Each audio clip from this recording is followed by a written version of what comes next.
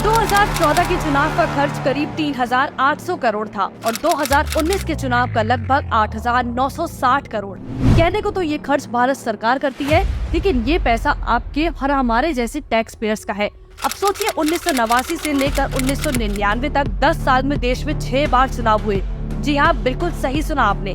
जो चुनाव 10 साल में 2 बार होने वाले थे वो 6 बार हुए। सोचिए देश का कितना पैसा बर्बाद हुआ होगा। इस बर्बादी में सबसे ज्यादा योगदान कांग्रेस का है। गठबंधन की सरकारें बनाने और तोड़ने में कांग्रेस ने खूब योगदान दिया और पटना में महागठबंधन की रैली से एक बार फिर वही करने की कोशिश कर रही है। गठबंधन से फायदा सिर्फ इनका होगा, देश का नहीं, इसका इतिहास गवाह है। पहली गठबंधन की सरकार विश्वनाथ प्रताप सिंह। 1989 में हुए आम चुनावों में बोफोर्स घोटाले के चलते कांग्रेस को बहुमत हासिल नहीं हुई, जिसके बाद राष्ट्रीय मोर्चा के नेता पीपी सिंह गठबंधन सरकार, जिसका नाम नेशनल फ्रंट था, वो उसके मुखिया बने, जिन्हें बीजेपी और वामपंथी दलों का भी समर्थन हासिल था। लेकिन इस गठबंधन सरकार की गाड़ी महज 11 महीने खिंच पाई। वीपी सिंह की सरकार ने बाद में दबाव के चलते लालू से आडवाणी जी की रथ यात्रा पर रोक लगाने के लिए अरेस्ट कर लिया। बीजेपी ने समर्थन हटाने की बात कही और कांग्रेस ने अपनी चाल चलनी शुरू कर दी। कांग्रेस ने शरद पवार और मुलायम सिंह यादव के साथ मिलकर एक ऐतिहासिक षड्यंत्र रचा।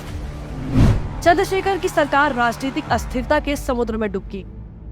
वीपी सिंह की सरकार गिरना तय था। उन्हीं की पार्टी के एक नेता चंद्रशेखर को पीएम पद चाहिए था। चंद्रशेखर ने 64 सांसदों के साथ एक नई पार्टी समाजवादी जनता दल बनाई और मौके का फायदा उठाते हुए पीएम बन गए। कैसे? क्योंकि राजीव गांधी के नेतृत्व वाली कांग्रेस, मुलायम और शरद पवार ने सरकार बनाने के लिए समर्थन दिया था।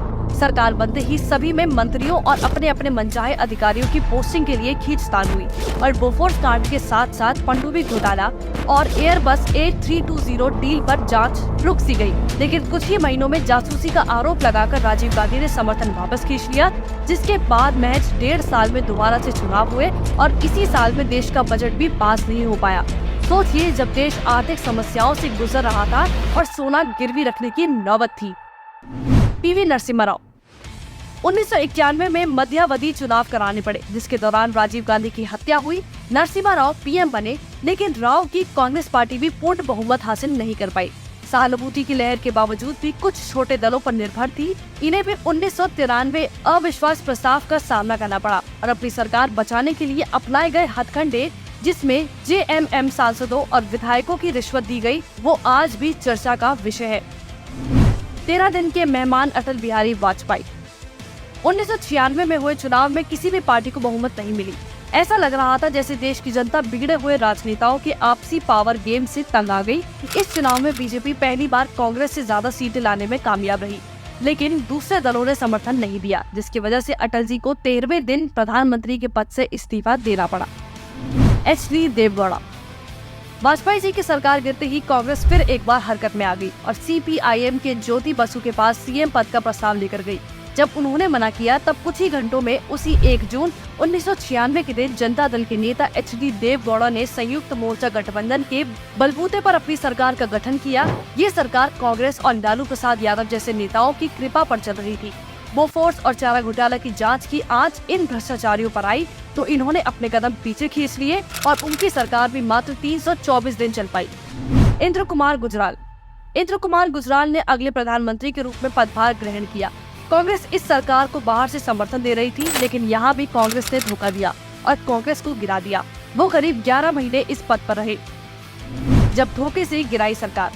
1998 में एक बार फिर अटल बिहारी वाजपेयी प्रधानमंत्री बने, तो उस समय जयललिता ने अपने खिलाफ चल रहे भ्रष्टाचार के मामलों को वापस लेने और DMK के खिलाफ कार्रवाई करने के लिए अटल बिहारी वाजपेयी पर दबाव बनाया, तो वह इस दबाव के आगे नहीं झुके। इसका नतीजा ये हुआ कि संसद में वाजपेयी की सरकार 1 वोट से हार गई। इस विश्वास मत के दौरान जयललिता की पार्टी ने समर्थन वापस ले लिया।